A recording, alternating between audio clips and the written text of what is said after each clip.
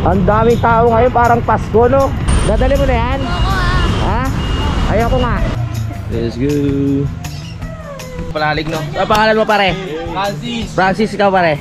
Ben. Okay. So, ikaw lang ba yung nag-iisang dilaw na lugaw na... Ako lang sa buong Malabon.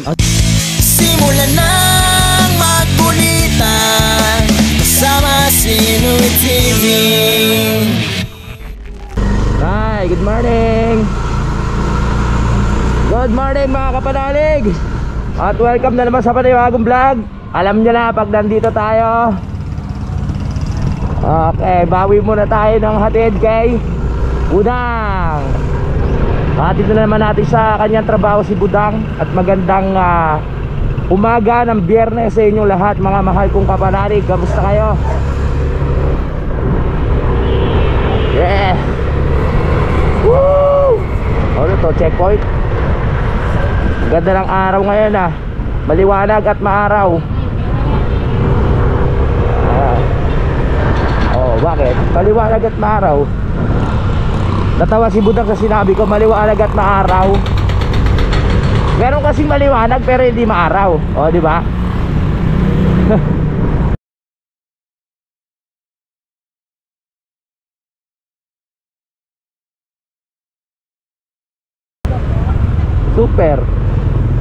Super good boy. Yatanong ako ni Budang kung good boy ako. Super good boy. Super. Okay. Saan? May bagong daan daw na ituturo sa atin si Budang. Yan, para bagong kaalaman na naman. Traffic dito Dito tayo sa Hulong Duhat. Gram. Daming tao, parang Pasko. Tito yun Tito ko yun, kalbo. Tito ko. Tito Anyat. Tito Anyat, alam nyo na kung bakit ako kalbo. Kasi tito ko kalbo din.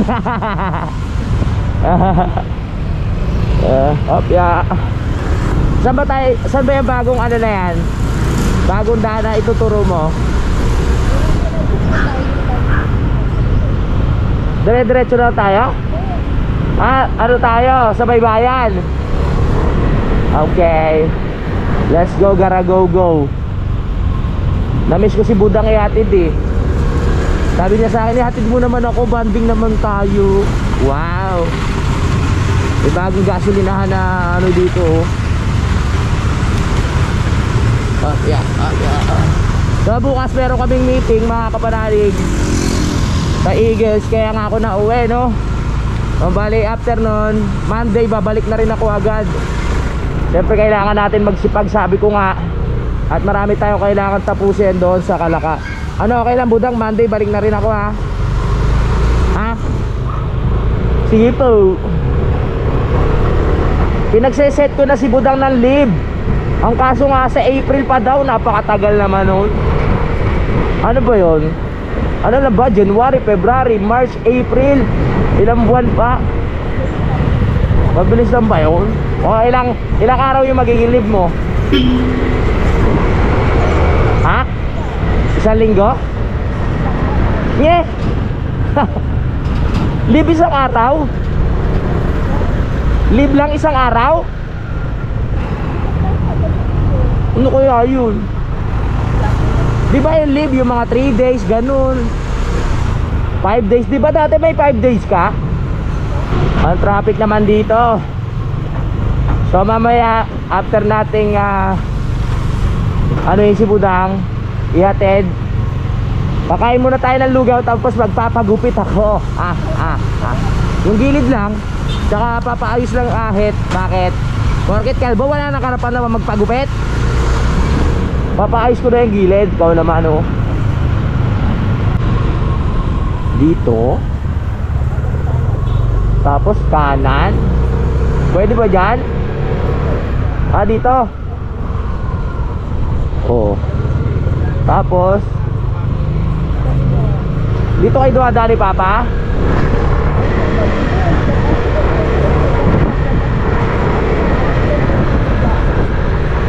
Ganon? Para hindi na tayo umikot. Okay, pwede na pala kumaliwa dito.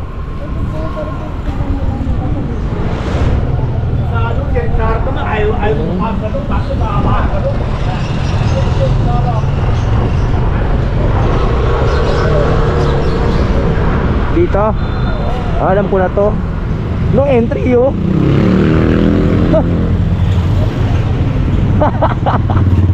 Tinuturo mo sa akin puro bawal.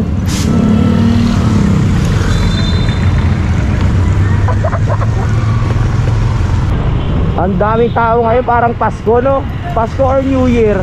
Ganun yung pakiramdam ko ngayon. Ang daming people outside. Sa mga nagtatanong po ng busina ko, Bosch po ang tatak niyan, Bosch. Busina ng sasakyan talaga yan, kaya ano, malakas. Nandito na tayo ngayon sa Sangandaan, mga kapanalig. Tara, sanggip tayo. Ngayon na. Oy, green, green, go, go, go, go, go. Makabuta pa tayo ng red.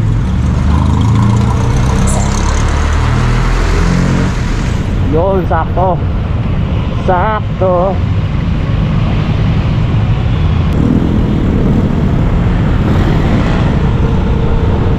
Nandito na tayo ngayon. Huli. Huli, huli. Huli. Tara na, makipagpatintero na naman tayo sa mga jeep, mga sasakyan at mga motor. Huwag ka nang mawala ngayon.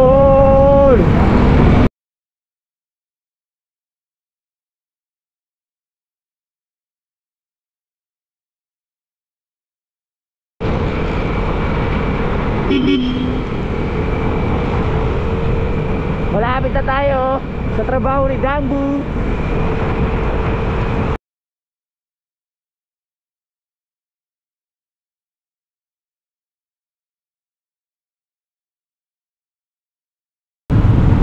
Yolo. Oh, okay.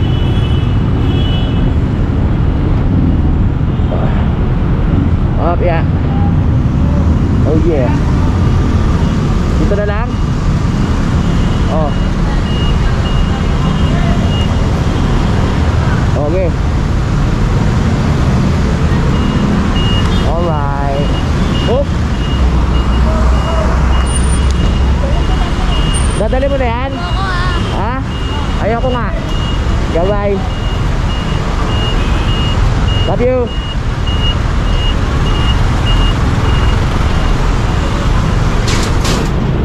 Nasundo. Nahatid na natin si Budang, mga kapanalig. Oras na para humanap ng lugaw at magpagupit para presentable naman tayo bukas pag umaten tayo ng GMM ng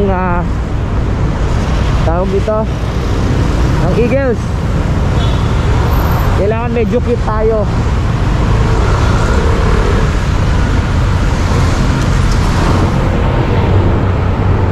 Laki yan.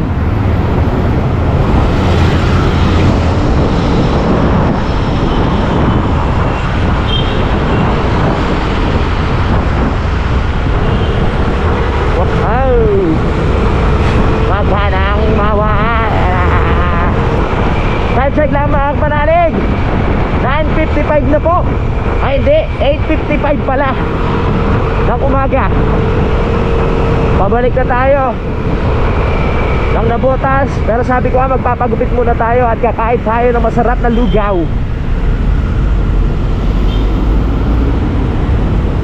Ako. Nandito na naman tayo sa Balintawak ngayon mga kapanalig, kung saan madalas traffic. Kaya kasi maliit lang yung daan dito no. Salubungan ng mga lumalabas sa NLEX.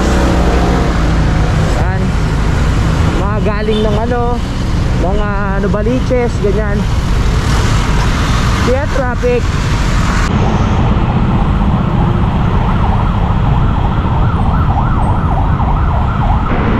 Oh, biya. Oh, wala tawiran dyan mga ate. Kaya talaga. Oh my gosh, traffic. Mag-withdraw muna tayo ng money. Wala pa na akong pera.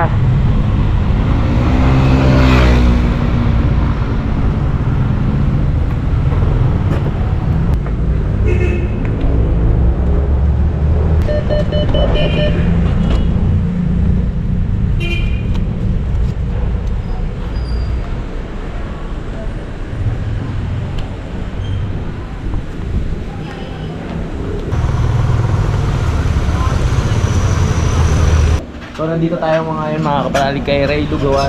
So shoutout pala kay kay Kuya JP, kaklase mo pala yung may-ari nito. Oo. Ray Lugawan. Kuya, bati ka muna. Hello. Ayan, kaklase mo pala to, kuya. So dito ako sa dinatawag nilang Lugaw na Dilaw, no. So sikat dito sa Huloy, sa Malabon, I mean. Let's go. So, shoutout. Oh, shoutout. Oh, sige, shoutout. Sino gusto yung shoutout dyan? Louie TV po ha. Subscribe kayo ha. Louie TV. Ano yan? Ano? Louie TV. Sa YouTube ka panalig. Oh, alala pala ako na ito. Salamat. Alright. Thank you. So, kain muna tayo dito. Tapos saka tayo magpapagupit mamaya mga kapanalig. Papabawasan lang natin yung gilid. Let's go.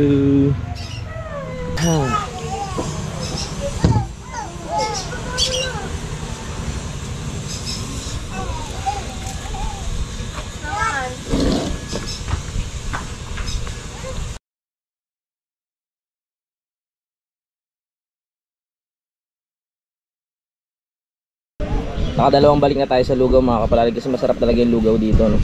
Dati dinadayo namin to kasama yung mga 5 volunteer. Ngayon ko lang nalaman na kaklase pala ni Kuya JP itong may-ari na itong Lugawan na Dilaw, no? Sikat to dito sa Malabon.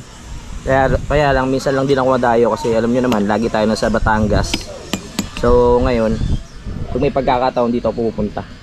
Minsan pag pupunta ako daming tao kasi kaya hindi na ako tumutuloy. Kasi nga sikat na sikat, ang dami kumakain. Minsan wala na tayo space. Minsan nagte-take out na lang din ako. May mga tropa pala tayo dito mga kapanalig, no? So pangalan mo pare? Francis, ikaw pare? Raven, ikaw? Yolo, shout out. So may mga kilala pala tayo dito. Sabi ko sa inyo, medyo may nakakilala sa atin sa Malabon eh. Pero ang tagal ko na kasing nawala dito mga kapanalig kaya nasa Batangas na ako. Shout out sa SB Express. Alright. Yan, salamat. Dol, pa-shoutout mo yung lugaw namin doon sa loob doon. Oh, Shoutout mo doon, pa-shoutout mo yung lugaw namin doon. Parang anak mo to, kuya? Pamangkin. So kuya, syempre, istorbohin na rin kita kahit paano para makakuha ko ng konting man lang, idea about sa... ilang taon na itong negosyo mo, kuya? Mga 3 years na. 3 years? Paano nag-start to, kuya? Talagang dilaw na talaga yung lugaw mo? Dilaw na. Dilaw na talaga? Meron kasing kasubba. Kasugba na halo? Ayun ba yung...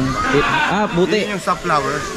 Okay. So ikaw lang pa yung nag-iisang dilaw na lugaw na... Ako lang, sa buong Malabon. Sa buong Malabon. Kaya talagang kilala dinadayo to. Sir, pwede ka bang magbigay ng konting message para sa mga gustong magnegosyo kung paano ba may handle ng maayos yung negosyo para maging successful katulad nito? Kailangan na lang sipag at tiyaga, saka puyat. Ang puhunan dito, puyat eh. Kailangan mo gumising ng maaga para makapagluto ka ng lugaw. Mga lugaw. Kasi dumadating customer minsan, 6 AM, nandito na sila eh. Tiyaga lang. Paano? Yun ang mga kailangan natin para... Yung nag-start ka, sir, lugaw lang talaga yung mo? Actually, mga tapsi. Tapsi. So, neto na lang na yung pinakalugaw talaga. Dati naglulugaw pero hindi pa... Hindi bigay sa atin nung birthday mo ba ngayon? Happy birthday, sakto pala. Thank you. Yeah, so ano ba, ano ba yung mga may offer nyo sa kanila dito na pwede nilang tikman o puntahan? Kasi may mga panga dito, di ba? Yung mga dinadayo, yung panga ng baboy, yung lechong kawali, yung bulaklak, yan, yung mga dinadayo dito sa akin. Ayun. So, panghuli na lang, sir, kasi na-istorbo na kita, nagtatrabaho ka. Saan ba, anong bang eksaktong lugar to para mapuntahan nila? Gabriel 1, Hulunduhat, Malabon City. Malabon City. Meron po ba kayong Facebook page para ano nila? Yung Reynaldo Lugaw na Dilaw. Reynaldo Lugaw na Dilaw. Alright. Maraming salamat, sir, ha? Thank you. Alright. Thank you. Salamat. Alright. Thank you, boss. Thank you. Okay, pauwi na tayo. At ayos yung kain natin dun, ha. Sikat talaga dito yung mga kapanalig. Subukan nyo, yung mga taga Malabon, yung mga taga Dampalet. Alam ko kilala nyo yung lugawan na yan no? Ngayon lang natin na-interview yung may-ari. Tama naman yung sinabi niya.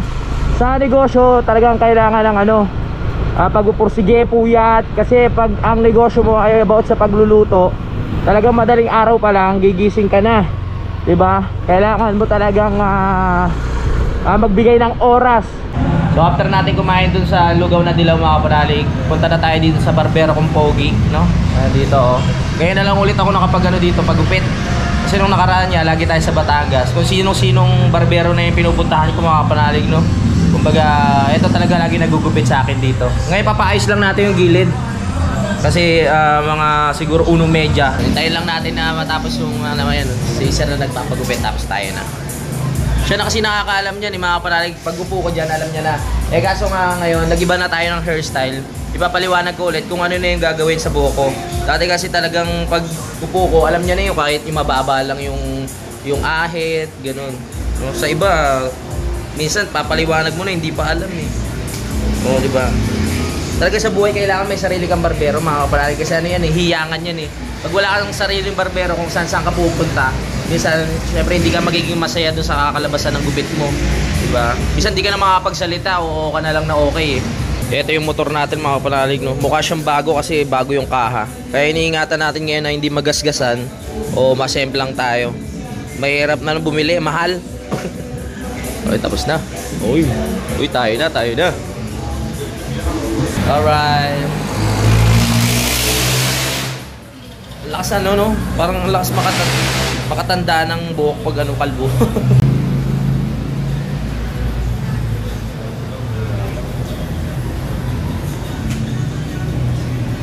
Yeah. Tapos na tayo magpagupit, kaya uuwi na tayo mga kapanalig. Marami pa akong i-edit. Woo! Tara na. Edit time na naman tayo. Ganun talaga.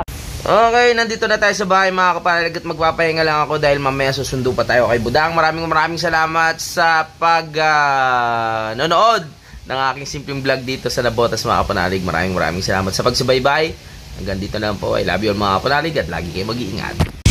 Simulan na